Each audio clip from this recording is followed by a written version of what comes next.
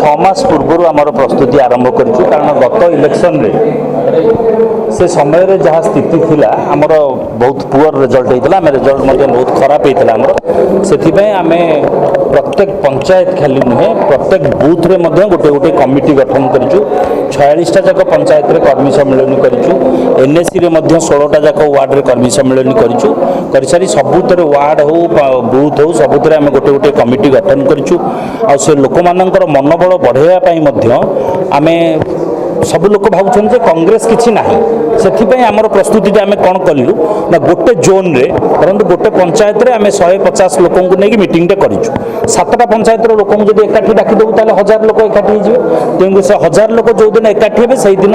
7टा जाक पंचायत लोक भावे तो ना कांग्रेस लोक पुणी आउ थे अंटा भिड़े आम से सब कार्यक्रम अलरेडी सारी देचु तेणु आम इलेक्शन प्रस्तुत अच्छु जो समय एबे इलेक्शन डिक्लेयर है एबे खाली आमर कैंडिडेट घोषणा करा आम मैदान को जीव जो कांग्रेस जहाँ को प्रार्थी करेंगे आमे तापे समस्ते मिसिकी काम करूँ मोर पर्सनाल कथा कहूँ जिला सभापति हिसाब से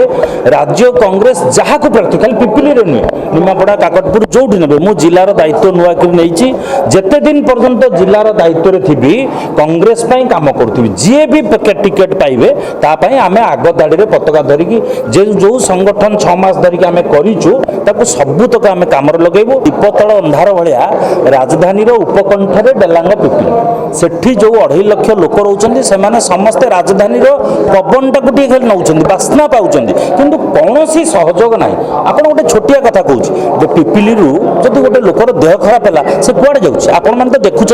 टिके देह खराब है से पुरी आस नचेत पुरी जब फेरीदे भुवनेश्वर जाऊँगी शिक्षा स्वास्थ्य अवस्था कौन जानते शिक्षा कथा कहले न चले गोटे आपण मैंने समस्त देखुं मुझे कहबी कौन गोटे भल स्कूल टे पिपिली अच्छी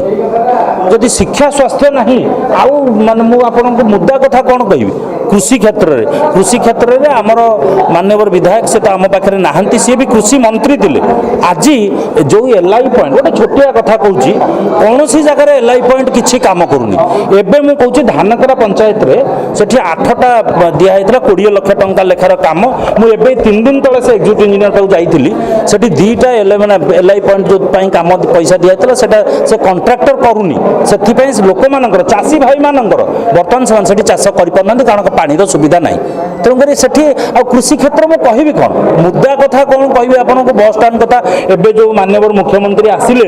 70 कोटी टंकार गोटे पैकेज घोषणा कले आम आज्ञा कि समस्ते उत्साहित होइथिलु मु कहूँ मु भाविली जा हो बाई इलेक्शन हो कि आम पिपिली डेलांगर माटीटा टे बदली जीव एठी बोधे लोक टिके किछि पैकेज माननीय मुख्यमंत्री एपर्यंत किछि देना किछि घोषणा कले आम अंचल तो किछि डेभलप करी एटलिस्ट अरे भाई समुद्र को संखे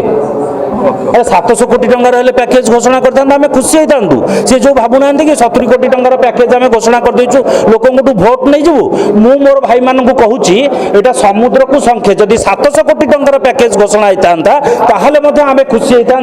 आम भोट जी जड़े जितब आ 2 जण हारे किंतु आम अंचल तो किसी उन्नयनमूलक कार्यक्रम होता कि से जो 70 कोटी टंकार पैकेज घोषणा कर सी कौटी माटी पकईदे कौटी गाँव गोटे कोठ घर करदे यही कम करके पैसा खाली लोक मानू बांधिकी रखापी से 70 कोटी टंकार पैकेज घोषणा कर